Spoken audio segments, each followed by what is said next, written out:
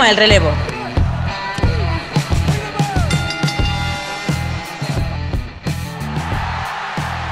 Bienvenidos un día más a Hot Tag, yo soy Santiago Tomasi y hoy tenemos un What If distinto barra alternativo barra extraño. ¿Por qué digo que es distinto barra alternativo barra extraño? Porque no va de WWE, no va de Ring of Honor, no va de New Japan. Es más, de Ring of Honor tenía pensado hacer algo, pero creo que el tema es un poco crudo, entonces no vamos a hacerlo de momento.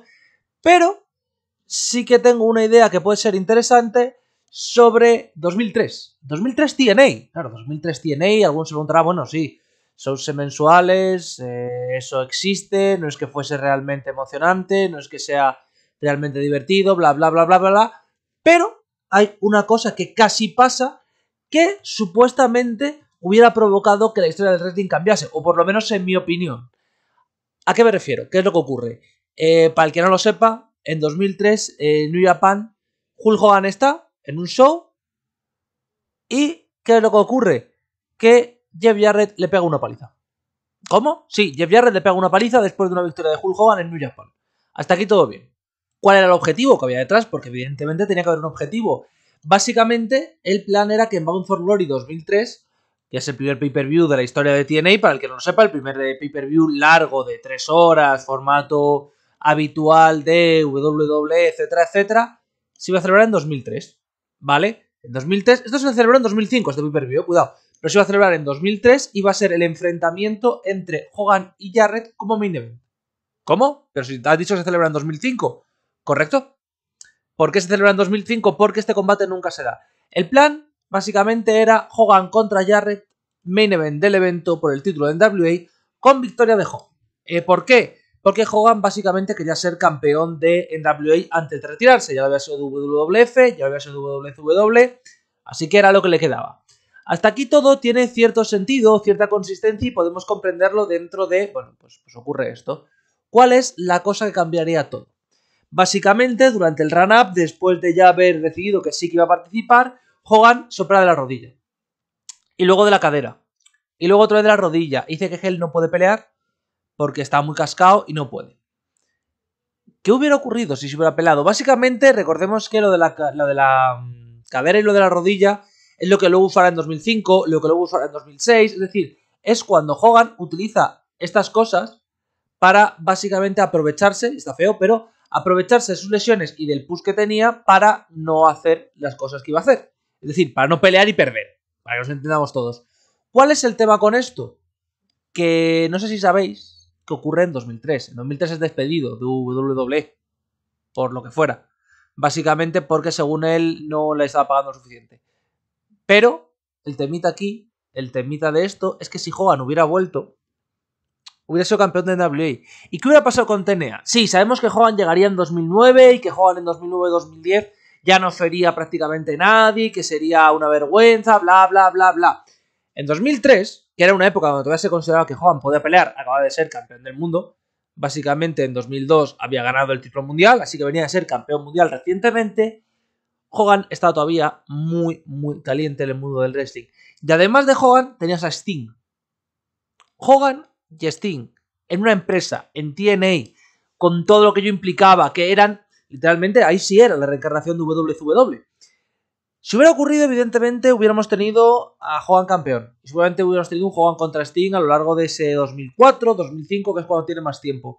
Lo que tuvimos, por el contrario, es que Hogan fue WWE, entró en el Hall of Fame, tuvo ese combate infausto con Shawn Michaels en SummerSlam, etcétera, etcétera. Por el lado de WWE no cambia prácticamente nada. Simplemente, tanto en 2005 como en 2006, no tenemos esos segmentos de Hogan, soy súper genial, ganando en SummerSlam. La verdad es que no me aportan nada. Pero lo que sí tenemos es un crecimiento tremendo de TNA. Porque tienes a las dos principales estrellas fuera de WWE. Por tanto, el contrato con Fox no tarda tanto. El contrato con Fox, recordemos que se cerraría en junio de 2004. ¿Qué es lo que implica que el contrato llegue antes? Que el dinero también entra antes. Y como el dinero entra antes, la empresa crece más de tamaño. Esto, asociado con lo que ocurre con Rob Feister en Ring of Honor, hace que, en vez de ser una especie de nos separamos, nos digregamos y aquí no pasa nada, tiene engulle lo que sería Ring of Honor, o al menos todo el talento válido de Ring of Honor, al tener mucho más dinero y mucha más capacidad económica para ello. Esto básicamente es lo que estoy diciendo, es la primera consecuencia de Hogan en TNA es que Ring of Honor acaba fuera del mercado, acaba desapareciendo. Y lo que tendremos a partir de ahí es que todo lo que vimos a partir de 2009 se adelanta. Es decir, Hogan viene, Hogan compite directamente, no los lunes, pero compite directamente contra Bischoff, lo cual es un enfrentamiento muy WCW. Tendríamos, por ejemplo, push a amigos de Hogan, lo cual es malo, pero fichajes antes, es decir, para el que no lo recuerde, en 2003 Hogan se marcha, sí, pero ¿qué ocurre esos años? Que en 2004 se marchan Lesnar y Goldberg de WWE. Goldberg no creo, y lo digo muy en serio, Goldberg yo no creo que hubieran sido capaces de recuperarle. Porque básicamente Goldberg era un tío que sale del mercado del wrestling hasta la polla del mercado del wrestling. Es decir, Goldberg es un hombre que sale totalmente frustrado, totalmente molesto y que no quiere volver al mundo del wrestling. Sí, para el que no se acuerde, a ver, está en All Japan antes de pelear, ¿vale? Pero básicamente Goldberg se retira. Es cierto que nadie podía pagarle, eso es verdad, nadie podía pagarle, pero él se retira. Pero Brock Lesnar no. Brock Lesnar, para el que no se acuerde, se marcha luego al New Japan. Está en New Japan, gana el título, la liga, etcétera, etcétera. ¿Qué es lo que hubiera ocurrido si esto pasa? Si Brock Lesnar, en vez de ir a New Japan, marcha a TNA. Que TNA tiene a Hogan y a Lesnar en 2004. Esto, evidentemente, ayuda a que nuestro amigo Lesnar posiblemente pudiera hacer lo que quisiera. Porque con Hogan y Lesnar, el dinero y sobre todo la popularidad que conseguiría TNA permitiría que sus luchadores de abajo de la cartelera, que eran muy buenos, que tenían mucho nivel, como todos sabéis, que es algo que ya hemos debatido, crecieran con ello. Básicamente TNA pasaría de ser esa segunda empresa que es pequeña, que genera grandes shows y que en 2007 empieza a fichar a gente de verdad, es decir, 2006-2007 Christian Cage, Kurt Angle, a ser en 2004 la segunda empresa oficial. Todo esto, tú dices, bueno Tom, ¿y esto qué implica? Que los años sucesivos, en vez de tener lo que tuvimos, que fue básicamente una serie de luchadores que salen del negocio para luego volver, lo que tenemos es una serie de luchadores que en vez de salirse del negocio para luego volver, van a TNA. Ejemplo más claro, Chris Jericho. Recordemos además que Chris Jericho, Fozzy fue contratado por TNA para uno de sus bandas musicales de un pay-per-view. Es decir, TNA se hubiera convertido en la casa de Jericho, Christian, como pasaría, Kurt Angle, como pasaría, Hogan, Lesnar, Sting, más luego todo el talento propio, los Storm, los Jarrett, etcétera, etcétera. Evidentemente esto tiene una contraposición. Todos sabemos que el booking de TNA era muy Jarrett-céntrico porque lo hacían los Jarrett. En el momento en el que llega Hogan, adiós. Es decir, ya no existe un Jarrett-centrismo, ya no existe un Jeff Jarrett Booker. No existe, se acabó. Es decir, Jeff Jarrett pierde la faceta de Booker, se contrataría a alguien. ¿A quién? A quien se contrataría posteriori y funcionó relativamente bien. Es más, su época es una de las más queridas, la de Dutch Mantel. Vale. Pero ¿qué pasa? Que evidentemente hemos dicho que tiene y se transforma en la segunda empresa, que tiene y empieza a dominar y que tiene el poder económico y el músculo para fichar a luchadores de muchísimo talento y de muchísimo pago. Pero aquí hay un debate sobre TNA que todos sabéis que en este canal se ha repetido hasta la desesperidad y que a nosotros nos desespera y que no nos gusta y que nos tira hasta las narices. ¿De qué me estoy refiriendo? De que está mi primo aquí, en esta cartelera, está mi primo Vince Russo, que es quien buquea. No lo está. Y el motivo de este podría buscar un motivo hiper rebuscado de cómo TNA hubiera superado a Russo, tal. No, es más fácil. Cuando llega Hogan en 2003, es decir, el primer despido de Russo, se produce porque básicamente Hogan dice que vale, que acepta, que va a cobrar esto y que van a pelear. ¿Qué es lo que dice? No, Vince Russo no está aquí. ¿Cómo? No, le echáis. Si me queréis a mí, si queréis a Hulk Hogan, le echáis. Recordar que solo han pasado 3 años desde, de todo lo que ocurrió, básicamente, de Bastante Beach, de los insultos, de las demandas, de las amenazas, y por tanto Hogan dice, pues yo con este gilipollas no quiero nada. Y le despiden, es decir, Russo se tiró un año fuera, de 2003 a 2004, porque seguían intentando que Hogan se recuperara para pelear. Una vez se hizo evidente que Hogan no iba a pelear, pues decidieron recontratarle. Pero si Hogan pelea en la empresa, Hogan no está aquí. Ahora bien, todo esto es bueno a nivel TNA, es decir, TNA mejora, TNA se evita Russo, pero hay un problema. Russo no se iba a quedar sin trabajar, es decir, recordemos que Russo está en WWE y que WWE le dice peínate crack porque no tienes ni puta idea del negocio, has sudado justo antes de TNA. Entonces ella TNA le dice jaja, chao, hasta luego, chao. Con eso tenemos todo, ¿vale? Vince Russo está fuera de ese mercado. Alguno pensará en un Wrestling with Glory, que lo creó el Piper Russo, que tuvo generación con empresas, pero yo he dicho que Ring of Honor ha sido engullida por TNA. Por tanto, en esta línea alternativa, quien toma el mando del booking de Ring of Honor es totalmente disminuido de dinero, cuidado, es decir, sin prácticamente dinero, Vince Russo. Vince Russo en una empresa pequeña, sin prácticamente pasta y buscando la locura. Evidentemente esto sentenciará a Ring of Honor. Ring of Honor no pasaría de 2005 y Vince Russo culparía la falta de dinero de esto, pero básicamente Vince Russo daría la puntilla a Ring of Honor, que caería y por tanto nunca tendríamos esa gran generación de wrestlers de alto nivel, de grandes historias, etcétera, etcétera, porque estarían en TNA, es decir, los CM Punk, los Samoa Joe luego iría, cuidado, pero irían mucho antes a TNA. Jay Lethal ya estaba en TNA. Básicamente TNA tiene a Nigel McGuinness desde 2004-2005, es decir, Nigel McGuinness crecerá para enfrentarse a Kurt Angle. Parte buena, Nigel McGuinness nunca tiene hepatitis porque no está en una empresa de menor calado. TNA consigue un contrato televisivo. TNA, con el empuje que tiene, consigue que su contrato televisivo, en vez de ser de 1 hora, sea de 2, más los pay-per-views mensuales. TNA, por tanto, se transforma oficialmente en la segunda empresa del wrestling, seguramente con los miércoles como día fijo. Y en vez de tener el contrato que tuvieron, que era un contrato muy limitado durante sus primeros años, con Hogan en la cabecera, Fox firmaría de verdad un contrato, no evidentemente similar al que firmó con SmackDown, pero sí un contrato de aproximadamente unos 20-30 millones más anuales, que permitirán a la empresa crecer.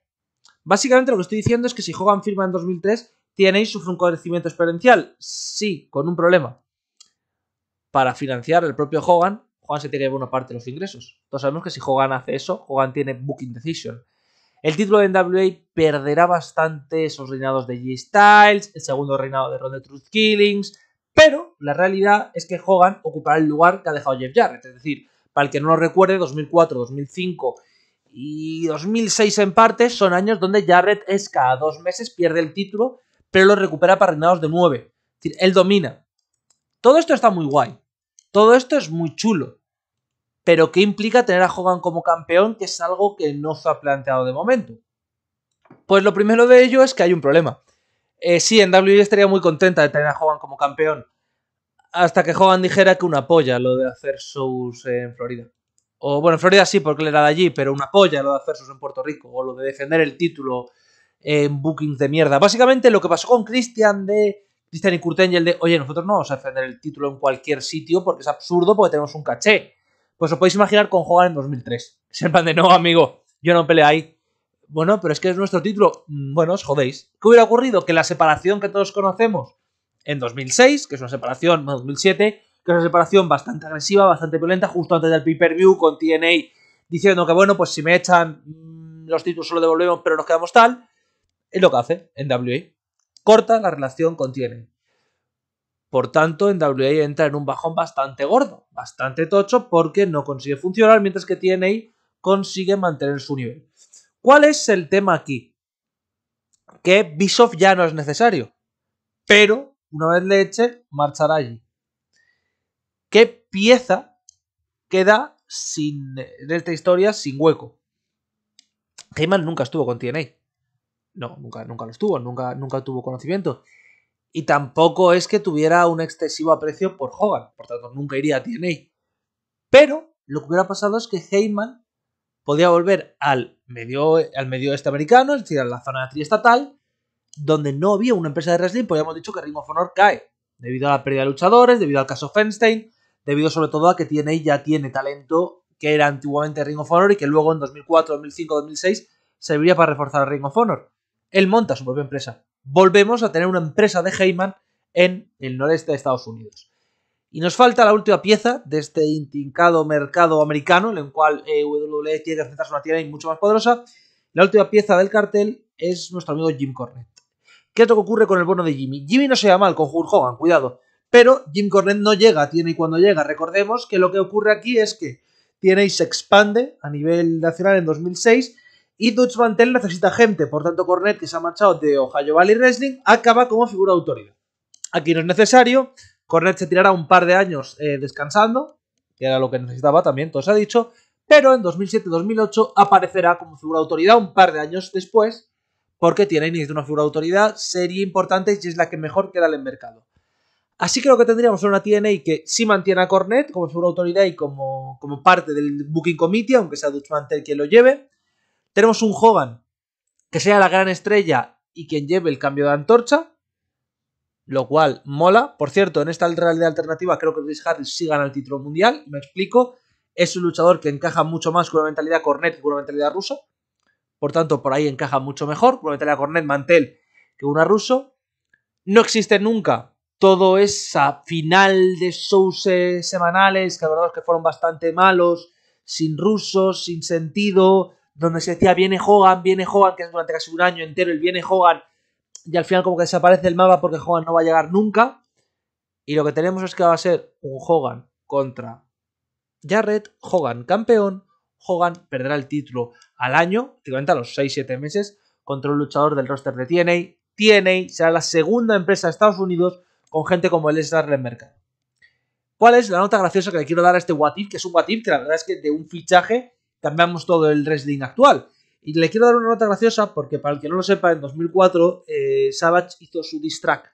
Esa de rap que hizo él, de me cago en los muertos, de Hogan, muerto de hambre, Nash, mamón, Hal, gilipollas. Se encontraron en los estudios Universal durante el 2004. Se encontraron unas tapings de TNA. Nunca existe este encuentro porque Savage nunca va a TNA, que recordemos que Savage estuvo unas semanas en TNA apareciendo porque está Hogan. Luger se aparecería. Pero lo que sí tenemos es que Savage y Hogan nunca harán las paces. Por tanto, las promos dando penita que ha hecho Hogan los últimos 10 años de su vida, básicamente, que se pregunta a Savage de no, ya éramos hermanos, vamos a comer juntos y al final nunca pudimos por el puto accidente, no existen, lo cual es una ventaja. Pero también indican que Savage tomará un papel mucho más importante en la historia del wrestling, de WWF. ¿A qué me refiero? En esta línea temporal, Hogan al menos en 2005 no entra en el Salón de la Fama. Savage sí, antes de morir. Savage, por tanto, va a ser el que reciba el push, el reconocimiento como mejor hombre, figura de la empresa, gran héroe, mientras que Hogan recibiría finalmente el Tattoo Warrior, es decir, solo volvería después de muchos años y con un push relativamente... básicamente final. Aparecer un día, dar una promo en el round siguiente y para casa. No tendríamos los runs estos de Hogan de apariciones semanales, host de WrestleMania, etcétera, etcétera. Y lo último que me queda, por poner algo negativo, porque claro, esto es una historia donde TNA de repente crece mucho más, donde de repente hay tantos problemas, va a ponerle una notita negativa, con Lesnar, con Jericho, etcétera, etcétera. ¿Cuál es la notita negativa? Brook Hogan. Como todos sabéis, Brook Hogan se metería en el mundo del wrestling, básicamente por su padre, y era mediocre, como mínimo era mediocre, ¿vale? Dejémoslo ahí. ¿Cuál es el tema? Que Brook Hogan aquí tiene 17 años, 16 años, Hogan Knows Best no ha existido, etcétera, etcétera. Y lo que va a hacer aquí es, en vez de meterse en ese vídeo, en esas entrevistas, en ese tal y cual, incluso en su carrera, lo que aparece es que entra dentro de TNA. Y cuando en 2007 se crea la división femenina, ella trabaja como la general manager de TNA. Eso evidentemente que implica, pues bueno, que va a ser un poco mediocre, la verdad, va a ser mediocre, pero que tendremos una figura de autoridad Hogan y que Hogan se mantendrá durante el tiempo. Por tanto, lo que hemos hecho es que Hogan exista en TNA, que no exista el run de 2004-2005, por tanto no tenemos 2005-2006, no tenemos Michaels contra Hogan, no tenemos el main event de SummerSlam. Jericho, Lesnar acaban en TNA, luego también Angel y Christian. TNA consigue un contrato más lucrativo con Fox, que no le lleva a los cambios de día y posteriormente a Spike TV, es decir, le llevará a la mejor empresa al mejor nivel del mundo. Vince Russo nunca vuelve a llegar a TNA. Vince Russo desaparece después de esa primera existencia y no vuelve. Porque recordemos que en 2010 ya las aguas están más calmadas, pero aquí no. Bischoff sí acabará en TNA. Bischoff y Cornette trabajarán juntos, que a pesar de que se odian, creo que es una pareja interesante, al menos para las charlas que tendríamos luego entre ellos de quién era más capullo. Y finalmente Ring of Honor caería debido a que la presión del caso Feinstein y todo el tema relacionado con Hogan, todo el tema de talento, de dinero que sí que tendría TNA y ellos no, acabaría con la empresa. Esto desgraciadamente mata la era dorada de las indies, es decir, 2005, 2006, el run de Punk, etcétera, etcétera, que pasarían a ser una cara más en TNA y Dios sabrá si hubieran crecido como crecieron o no. Con este realidad alternativo, creo que es el término que me gustaría usar para este vídeo, me despido por hoy. Recordad que volveremos el domingo con un vídeo de opinión. Imagino que será un vídeo de opinión un poco tranquilo, este va a ser un vídeo tranquilo, pues no os preocupéis, pero quizás sobre las últimas semanas o algo así que no os preocupéis mucho. Con esto yo me despido y hasta la próxima.